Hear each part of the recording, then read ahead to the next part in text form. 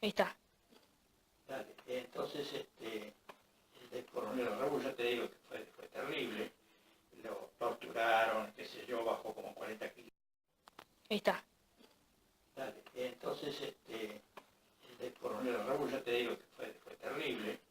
Lo torturaron, qué sé yo, bajó como 40 kilos. De ella misma, que firmó un decreto, Sí. donde pide el exterminio de la guerrilla, o sea, destruir todo. Para ello nombra a un grupo de militares, entre ellos el general Vilas, peronista, que va a trabajar a la Quinta Brigada de Infantería de Tucumán.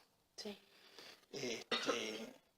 Bueno, empieza la lucha. Yo llegué a Tucumán en el año 67. Claro, antes del golpe.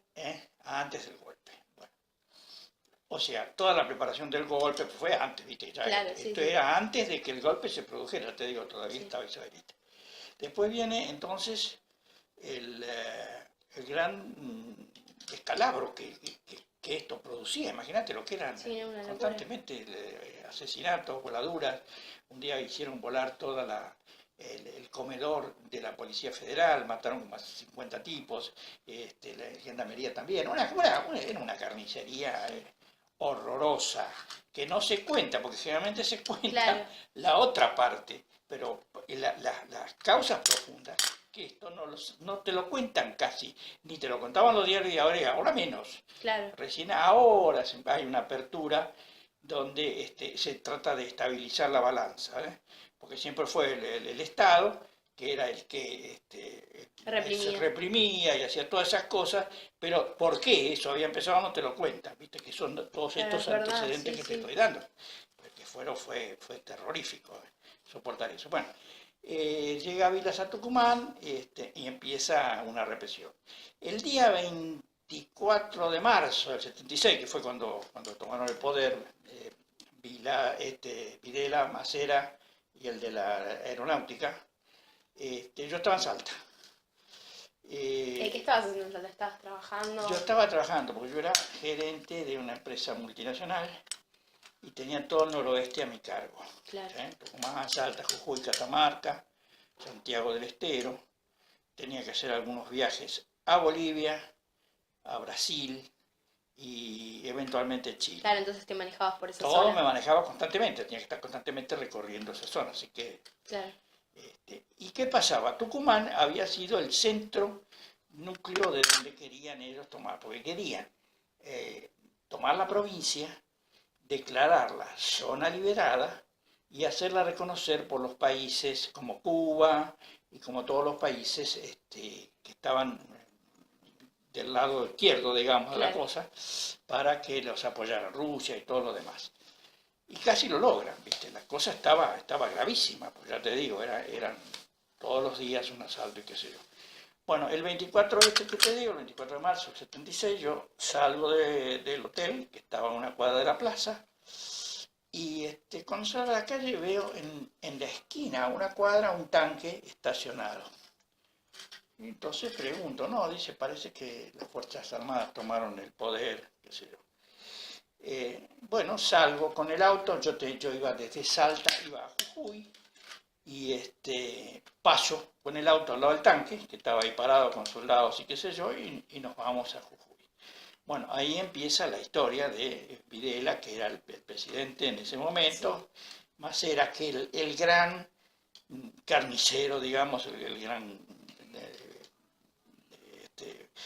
hombre grave de la cosa era Macera más que Videla. Videla también lo apoyaba. Pero Videla era a su vez el comandante de la Quinta Brigada de Infantería, hasta el momento en que toman el poder. Entonces deja de ser comandante de la Quinta Brigada y se viene como presidente a Buenos Aires.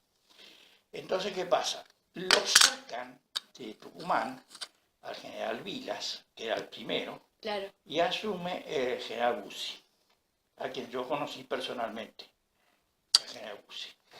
Era un tipo bajito, más bien forzudo, pero dio unas agallas terroríficas. Andaba todo con una ristra de acá de granadas, chiquitita, tenía un Ford Falcon verde, y llevaba la itaca con la carabina recortada al lado de él, así, era un tipo fantástico en ese aspecto, ¿no? Sí. Para algunos no le gustaba, para otros, bueno.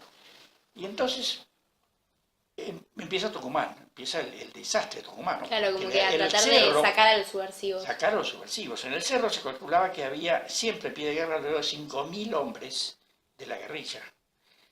Sacarlos del cerro, imagínate que es un cerro de vegetación y selva cerrada, es imposible, es muy difícil sacarlo. Entonces el ejército tiene que mandar una enorme fuerza para tratar de luchar contra esa guerrilla. Pero ¿cómo haces? Si no lo haces, y esto es una opinión personal, desde un punto de vista, tenías que jugar con las reglas que ellos te proponían. Claro. Si vos eras demasiado rígido en las leyes, no podías hacer nada. Está bien que se fueron de la mano, está bien que cometieron errores, está bien que mataron gente, pero definitivamente ganaron esa etapa de la guerra, ¿te das cuenta? Con todas las dificultades. Sí. Yo subía por la montaña, subía al cerro, en uno de los rincones cuando vos te ibas para Villanogués, y no para Tafí del Valle, en un rincón de la montaña había todos los restos de un avión que había caído ahí, que era el primer avión que le bajó la guerrilla al ejército, donde murió el general Muñoz y otros 11 generales y coroneles que iban en el avión. Bueno, y empieza el gran descalabro. Todas las noches eran tiroteos, ametralladoras, pa, pa, pa, pa, pa, pum, pum. Vos sentías una cosa horrorosa, era Qué Tucumán. locura. Horrorosa, no sabés lo que era. En las calles del centro había 3 lomos de burro, uno en cada esquina y uno en el centro. Así que vos ibas con el auto a 2 kilómetros por hora, imagínate, Claro, no podías sí, ir sí. rápido, ¿te das cuenta? Porque no se podía, para que la policía o la gendarmería o el ejército tuviera tiempo de que Frenar. nadie se pudiera escapar con un auto, ¿te das Claro. cuenta? Bueno, y era así, era matarse unos a los otros. En los caminos, en la ruta 34, la ruta 9, qué sé yo, que yo la recorría constantemente, cada 20 kilómetros había un retén del ejército, con soldados, varios soldados a cada lado de la banquina, cuerpo a tierra, con las armas ametralladoras y con lanzagranadas, unas Claro. granaditas cortitas que se ponían ahí adentro, y si vos te hacías el loco, ¡pum!, chao. Ya está. Y entonces te bajaban del auto, te levantaban los asientos, te hacían abrir el capó del auto, el baúl, y lo revisaban cada 20 kilómetros. No podías andar, No, ¿me das cuenta? Te levantaban todo, a veces te llevabas algo, se lo armaban, vamos a hacer el auto así como podías, y te ibas hasta que a los 20 kilómetros te hacían otra vez lo mismo, ¿viste? claro. Así todo Tucumán. Y la guerrilla cada tanto bajaba del cerro y iba a un pueblo determinado, lo tomaba, ponía en cada esquina del pueblo ametralladoras. Sí, ¿eso lo hacía consultando a los habitantes de ese pueblo No, o no? entraban al pueblo y entonces iban a las escuelas de la zona que estaban ahí y le daban una clase de lo que estaban haciendo, de por qué ellos estaban haciendo esa situación de guerrilla, ¿te das cuenta? Estaban unas 2 horas o 3 horas en el pueblo y antes de que llegara la respuesta del ejército se iban, se levantaban y se iban. Y a mí me pararon varias veces en el camino.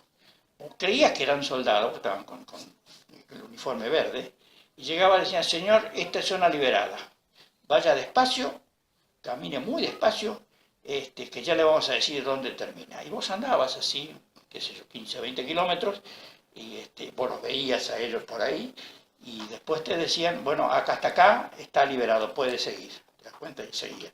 Era así, digamos, por bloques que tomaban y cortito, un ratito y se iban, porque si no el ejército se las daba. Claro. Bueno, mientras tanto, la situación del Pero ejército... ¿y de qué le servía tomar, tipo, ¿Cómo? de qué le servía tomar bloques tan pequeños y por poco tiempo? Porque adoctrinaban a la gente de ese lugar. Claro. Tomaban a la gente, iban a la escuela, le decían, vean, nosotros somos guerrilleros, creemos en esto, y por eso estamos haciendo lo que estamos haciendo. Pero la cosa se fue cada vez peor, cada vez agravando cada vez más, cada vez era más terrorífico. En un momento dado, la guerrilla le mata, ¿te acordás del coronel Viola? Sí. Famoso coronel Viola, hombre joven, no coronel, no, capitán. El capitán Viola que era, estaba ahí destinado a Tucumán, y lo matan. Venía con el auto, venía con la señora y la nena y los matan. ¡Bum! Los ametrallan ahí, quedaron tirados, una locura. Yo llegué a los poquísimos minutos y vi el auto ensangrentado, se lo acababan, era un desastre. Era un desastre. Y bueno, y así era todo, todo eran bombas, destrozos. Y el ejército, y esto ya entra en lo que eso no lo vi, pero se sabía cómo era. Consigue tomar 7, 8 prisioneros como una represalia, ¿viste? Ya la cosa se había transformado en algo desastroso, algo desastroso. Lo ponen en una camioneta. ¿A quién? A los guerrilleros, sí, atados, lo ponen en una calle de Tucumán de noche, le ponen una bomba adentro y vuela la camioneta con todo. ¿Te das cuenta? Después andaban los soldados al día siguiente buscando pedazos de tipo arriba de las azoteas. Ay, no. Sí. Qué bizarro. Sí, era así, tal cual, lo que yo te digo. Cosas terroríficas eran. Sí. En la puerta de mi casa mataron a uno, lo dejaron toda la mañana tirado. Y después lo fueron a buscar y lo llevaron. Y bueno, como esas cosas había infinidad de hechos. Otro de los hechos terribles que yo viví es un día viniendo de Salta, estaba entrando a Tucumán, en una tarde plomiza, muy nublada, estaba por llover. Y estaba llegando, había una avenida larga que desembocaba en el aeropuerto de Tucumán. Y y en eso veo que se levanta de la zona donde estaba ubicado una enorme columna de humo negro. Así. ¿Qué pasa acá? Entonces, en lugar de desviar por la casa, sigo hasta el aeropuerto, que eran unas pocas cuadras, y en el fondo de la pista de aterrizaje había un Hércules. ¿Qué es un Hércules? Un avión Hércules, esos enormes aviones, ¿viste? Sí. De transporte. Esos que son que medio tienen gorditos, dos hélices. que tienen las hélices. Sí. Uno de esos.